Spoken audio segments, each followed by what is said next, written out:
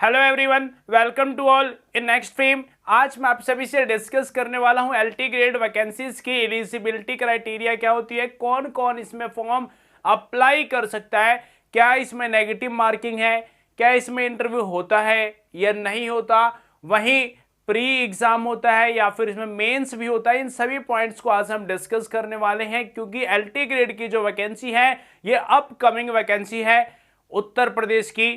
तो गाइज इस वैकेंसीज का आप लोग को यह भी पता है कि काफी लंबे टाइम से वेट भी हो रहा है, तो यहां पर कंपटीशंस भी बहुत ज्यादा आपको देखने को मिलने वाला है। और यूपी एक ऐसा राज्य जहां पर सीटेट यूपी टेट की डिमांड नहीं की जाती टीजीटी वैकेंसीज में, पीजीटी वैकेंसीज में। अदर स्टेट की ये वैकेंसीज आप देखेंगे तो टीजीटी हो, वहां पर आपसे सी टेट या फिर स्टेट टेट की डिमांड की जाती है, बट यूपी में ऐसी कोई डिमांड नहीं होती है। तो एलटी ग्रेड में क्या एलिजिबिलिटी क्राइटेरिया है, क्या सिलेक्शन प्रोसेस है, इन सभी पॉइंट्स को हम समझने की आज कोशिश करते हैं, क्योंकि अगर हमें पता हो तो हम उसके अकॉर्डिंग प्रिपरेशन भी करेंगे और एक अपनी सीट पक्की भी करेंगे। स्टार्ट करते हैं गाइस।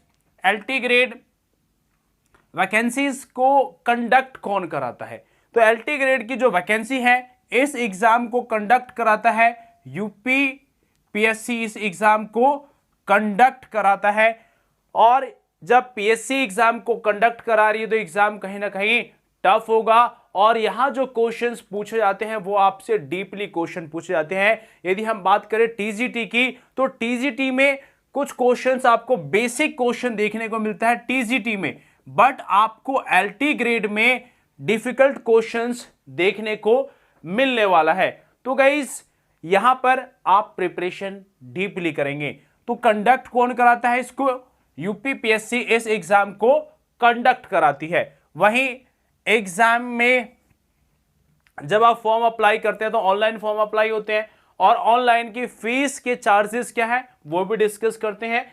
तो यदि हम बात करें जनरल, ईडब्ल्यूएस और ओबीसी की फीस की चार्जेस जो है 125 रुपीज चार्जेस होता है, जिसमें 100 रुपए आपकी फीस है और 25 रुपए ऑनलाइन प्रोसेसिंग चार्ज होता है। वहीं एससी और एसटी की बात करें तो यहां पर आपको 65 रुपीज देखने को मिलता है, और पीएच कैटेगरी की बात करें तो टोटल यहां पे 25 रुपीज आपको देखने को मिलता है। तो ये है भाई ऑनलाइन जो फीस आपने देनी होगी फॉर्म अप्लाई करते टाइम, तो ये आपकी फीस क्राइटेरिया है। थर्ड, यदि हम बात करें एज की, तो एज जो रहती है आपकी जनरल और ईडब्ल्यूएस की जो एज है ये आपकी एज रहने वाली है 21 से 40 साल तक। 40 ईयर आपकी एज रहेगी जनरल और ईडब्ल्यूएस की। ईडब्ल्यूएस को एज में कोई रिलैक्सेशन नहीं दिया जाता है। वहीं ओबीसी, एससी और एसटी की यदि हम बात करें तो इनको 5 साल का रिलैक्सेशन दिया जाएगा, तो इनकी एज हो जाएगी 21 से लेकर 45 ईयर्स तक। ये 45 ईयर्स तक अप्लाई कर सकते हैं। और एससी, ओबीसी, एसटी ये सभी कहां के होने चाहिए? यूपी के होने चाहिए। अदर स्टेट वाले ओबीसी हो, एससी हो, एसटी हो, वो सभी काउंट कहां होंगे? जनरल में काउंट होंगे, ना कि इन कैटेगरी में काउंट होंगे। तो इनकी एज 45 साल। वहीं पीएच कैटेगरी की एज की हम बात करें तो इनको मिलना है 55 साल तक। कितना है ये? 55 ईयर इनकी एज लिमिट होती है पीएच कैटेगरी वालों को। तो आपने एज लिमिट समझ लिया। अब यदि मैं बात करूं एज के बाद क्वालिफिकेशंस की, तो क्वालिफिकेशन क्या है? मेंस एलिजिबिलिटी क्राइटेरिया देखते हैं। क्वालिफिकेशन लिख लो आप।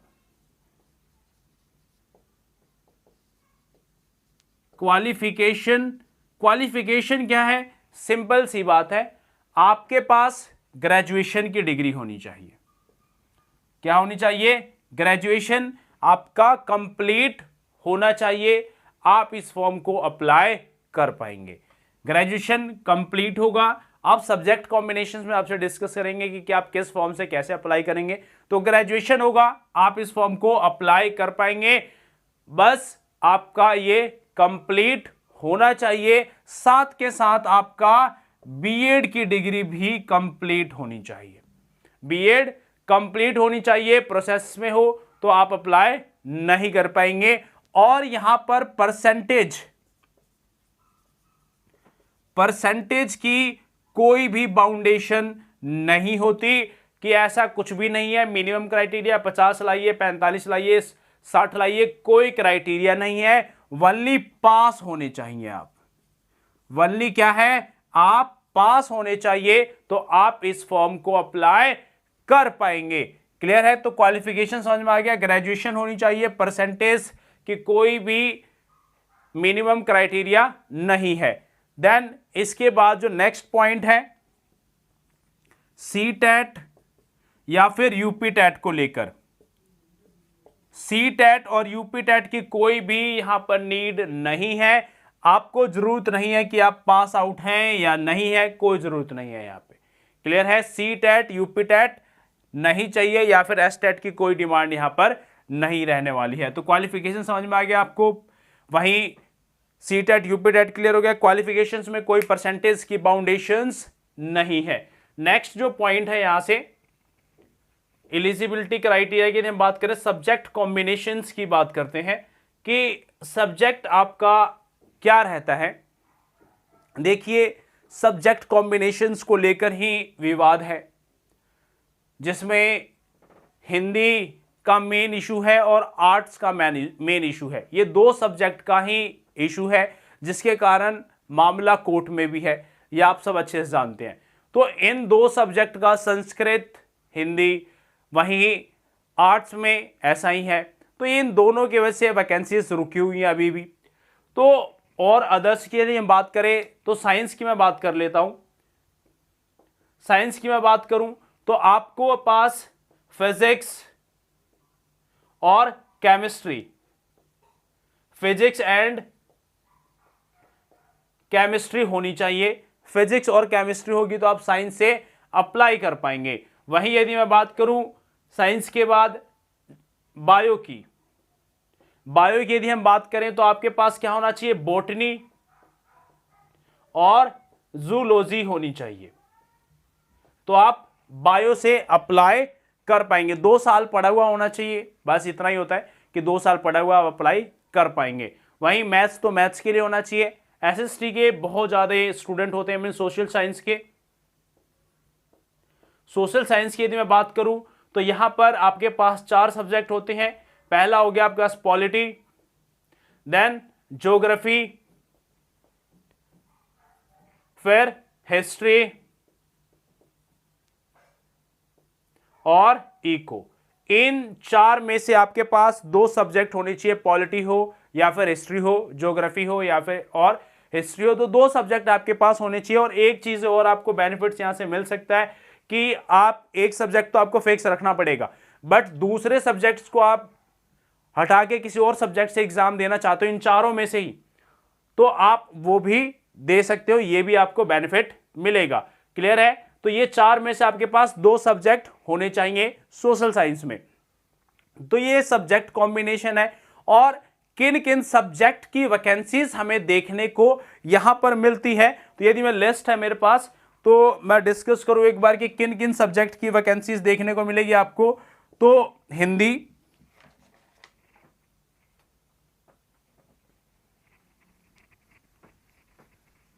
अब ये सब्जेक्ट के बारे में भी पता होना जरूरी है, क्योंकि स्टूडेंट को बहुत ज्यादा डाउट होता है कि इसकी वैकेंसी आएगी या नहीं आएगी। तो आज हम सभी पॉइंट डिस्कस कर लेते हैं किस किस की वैकेंसी आती है। तो हिंदी पहला है, दूसरा इंग्लिश, थर्ड आपके पास math, fourth science, fifth social science, sixth आपके पास कंप्यूटर,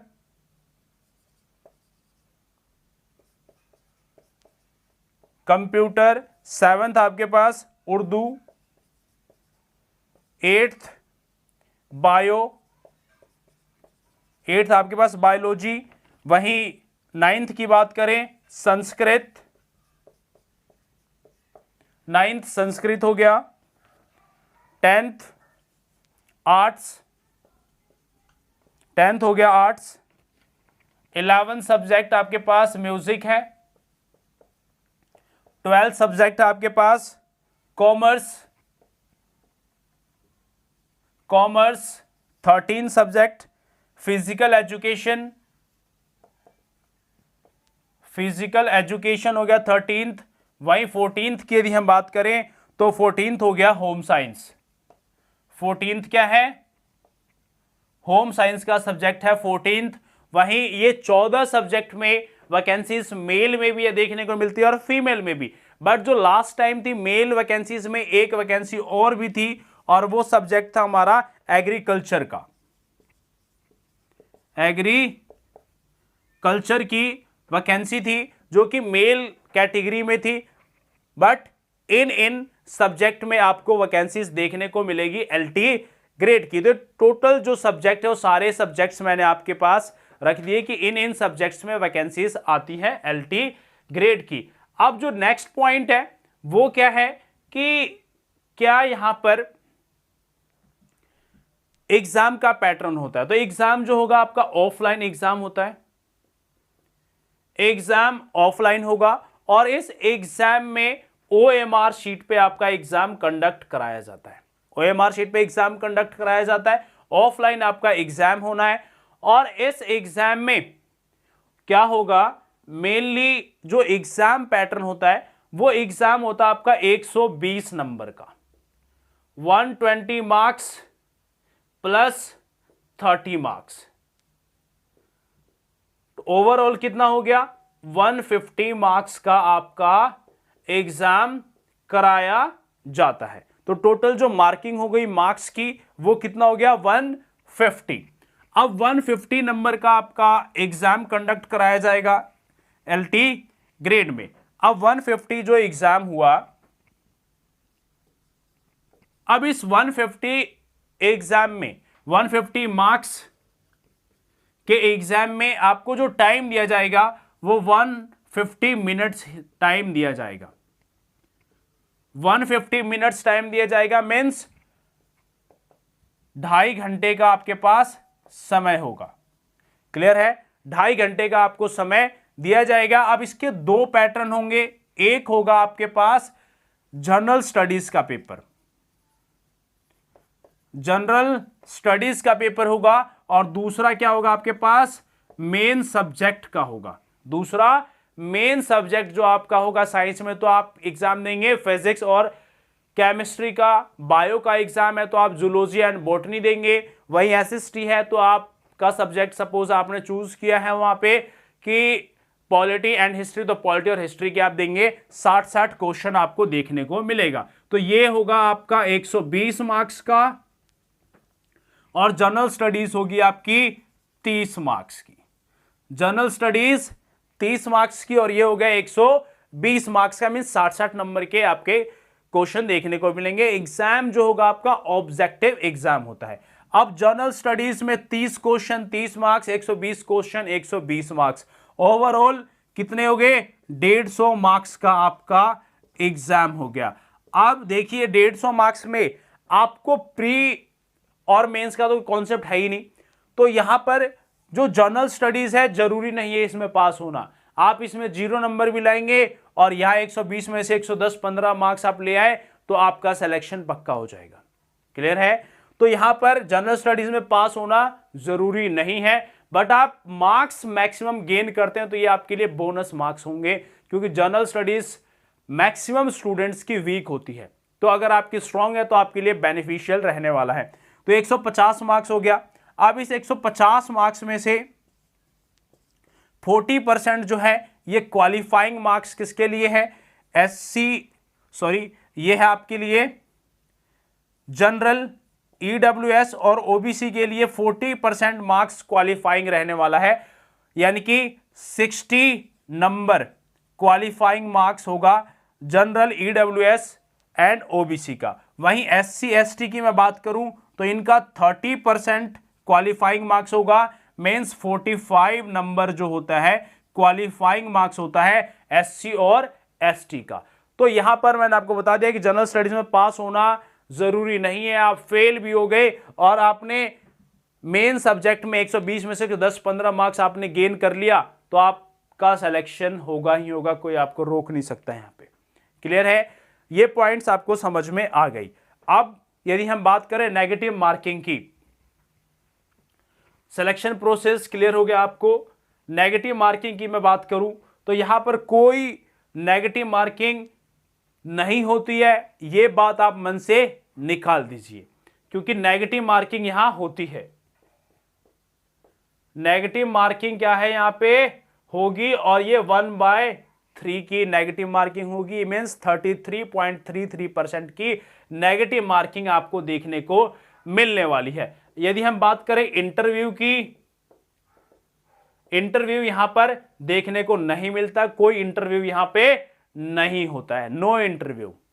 नेक्स्ट है, क्या एक ही एग्जाम पे सिलेक्शन होगा? तो यस, आपका प्री एग्जाम पर ही सिलेक्शन होगा। जो आपको एग्जाम का पैटर्न बता दिया, 150 नंबर का एग्जाम होगा, इसी से आपका सिलेक्शन होगा। मेंस यहां पे नहीं होता है, एक ही एग्जाम होगा प्री, जिसमें 30 नंबर आपके जनरल स्टडीज के और 120 नंबर आपके कहां जाएंगे, मेन सब्जेक्ट से। टोटल ओवरऑल 150 नंबर का पेपर होगा, 150 क्वेश्चन होंगे और 150 मिनट आपको दिए जाएंगे। क्लियर है, तो ये सिलेक्शन प्रोसेस भी आपको समझा दिया मैंने, इंटरव्यू भी देख लिया, प्री एंड मेंस का कोई कॉन्सेप्ट नहीं है। अब बात आती है वैकेंसीज की, कि वैकेंसीज कब तक हमें देखने को मिलने वाली है। तो देखिए, वैकेंसीज के लिए एक लंबा अरसा बीत गया कि वैकेंसी आएगी, बट बीच में क्या हुआ कि गवर्नमेंट, वहीं चयन बोर्ड मींस आयोग जो PCS था, ये जागा हुआ था, वैकेंसीज अगले महीने निकाल दी जाएगी। तो बातें देखो, यूट्यूबर्स भी है, वो अपने अपने एंड पे कहीं ना कहीं सोर्स लाके आपको शो ऑफ कर देते हैं, ठीक है। तो उन्होंने आपको भी दिखाया, हमने भी दिखाया, बट आयोग ने फिर उसके बाद वैकेंसीज की कोई जिक्र ही नहीं, आयोग सो गया। जब आयोग सो गया तो वैकेंसीज अभी TGT की बातें चल रही हैं। तो ये देखने वाली बात है कि एक्चुअल होता क्या है, कि TGT की वैकेंसीज पहले दे देते हैं ये, या फिर LT की वैकेंसीज पहले दे देते हैं। उम्मीद सिर्फ इतनी ही है कि जो LT की वैकेंसी है, ये पॉसिबल है कि जैसा कहा था आयोग ने कि अहर्ता का जो मैटर है, ये रिजॉल्व होते ही वैकेंसी सब कुछ रेडी है, ये क्वालिफिकेशंस का एक बार क्राइटेरिया जो सॉल्व हो जाए, उसके बाद तुरंत आपके वैकेंसी रिलीज कर दी जाएगी LT ग्रेड की। तो गाइज, सिंपल सी बात इतनी है कि आप अपनी प्रिपरेशंस में बने रहे, क्योंकि वैकेंसीज किसी भी वक्त आपको देखने को मिल सकती है, और उम्मीद ये की जा सकती है कि जुलाई में आपको वैकेंसीज देखने को मिले। और अगर जुलाई में वैकेंसीज आती है तो आपको नवंबर-दिसंबर तक आपको एग्जाम देखने को यहां पर मिल सकता है LT ग्रेड का। तो गाइज, बहुत ही बढ़िया जॉब है LT ग्रेड की, TGT से लाख गुना अच्छी जॉब है। यहां पर आपको ट्रांसफरेबल जॉब है, एक जैसे दूसरी का ट्रांसफर ले सकते हैं। तो और टोटली गवर्नमेंट की जॉब है, गवर्नमेंट जॉब है ये, ना कि एडेड्स कॉलेजेस में आपको पढ़ाना है, गवर्नमेंट कॉलेज में आपको पढ़ाना है। और वैकेंसीज की यदि हम बात करें तो वैकेंसीज देखिए, लास्ट टाइम की जो वैकेंसी थी 10,000 प्लस वैकेंसी थी, और इस बार भी ये उम्मीद की जा सकती है कि जैसे गवर्नमेंट ने पिछली बार कहा था कि 8,166 वैकेंसीज रिलीज की जाएगी, बट रिलीज नहीं हुए। अब एक साल पहले की बयान था ये, तो उसके बाद कॉलेजेस खुले, कुछ टीचर्स रिटायरमेंट हुए, तो आप मान के चल सकते हो कि यहाँ पे 9,000 से तो ऊपर ही वैकेंसीज देखने को मिलेगी LT ग्रेड में। तो गाइस, सिंपल सा यही बात है कि एक गोल्डन अपॉर्चुनिटी है आपके लिए LT ग्रेड को लेकर, और आप लोग प्रिपरेशन जितनी बढ़िया करेंगे उतना ही ज़्यादा आपको बेनिफिट मिलेगा LT ग्रेड में, और सिलेक्शन के चांसेस भी उतने ही ज़्यादा होंगे। आपको हमारे चैनल पे आप पिछले वीडियोस देखेंगे, तो मेनली एलटी ग्रेड को लेकर आपको कोर्सेज कराए गए, बताए गए, काफ़ी चीज़ें बताई मैंने, पढ़ाया भी है आपको, और मेनली क्वेश्चंस दिए जर्नल स्टडीज़ की। तो जर्नल स्टडीज़ की प्रिपरेशंस के लिए आप हमारे चैनल को सब्सक्राइब कर ले, और साथ ही एलटी ग्रेड की जो 30 मार्क्स का है, ये 30 मार्क्स आप हम पे छोड़ दीजिए, हम आपको कंप्लीट प्रिपरेशन कराएंगे 30 मार्क्स की, जिसमें आपका मैथ्स भी है वो भी कवर अप होगा, हिस्ट्री, पॉलिटी, ज्योग्राफी, साइंस, ये सभी चीज़ें, करंट अफेयर सभी कवर अप होगा आपको हमारे चैनल पे। और गाइज आप लोग हमारे चैनल के जो टेलीग्राम है हमारा, टेलीग्राम को आप ज्वाइन कर लेंगे, और टेलीग्राम का लिंक मैं आपको नीचे डिस्क्रिप्शन में भी मिल जाएगा, साथ के साथ मैं यहाँ पे लिख भी देता हूँ। तो हमारा जो टेलीग्राम है ये नेक्स्ट फेम ही है, नेक्स्ट फेम हमारा टेलीग्राम चैनल है, इसको आप ज्वाइन कर लेंगे। और साथ के साथ गाइस इंस्टा आईडी जो कि नेक्स्ट फेम, इसको भी ज्वाइन कर लेंगे ताकि आपको कोई अपडेट मिलता रहे। Next fame official Insta ID है, इसको भी आप ज्वाइन कर लेंगे। साथ के साथ आप हमारा फेसबुक पेज, नेक्स्ट फेम हमारा फेसबुक पेज है, इसको भी आप ज्वाइन कर लेंगे ताकि आपको नोटिफिकेशंस रेगुलर बेसिस पे मिलते रहे, स्टडी के थोड़े थोड़े मटेरियल्स मिलते रहे, क्योंकि आपको पता है कि बूंद बूंद से घड़ा भरता है, तो हमें एक एक बूंद को कलेक्ट करना होगा। सो गाइज बस आपसे इतनी सी बात कहना चाहता हूं कि आप अपने प्रिपरेशंस को स्ट्रॉन्ग करें, और ज़्यादा चैनल्स को पढ़ने की जरूरत नहीं है। देखो कोई भी एक चैनल, आप किसी भी चैनल को एक पार्टिकुलरली रेगुलर बेस पे उसको पढ़िए और अपने प्रिपरेशन को स्ट्रॉन्ग बनाइए। So guys best of luck, share and subscribe next fame. Thank you very much.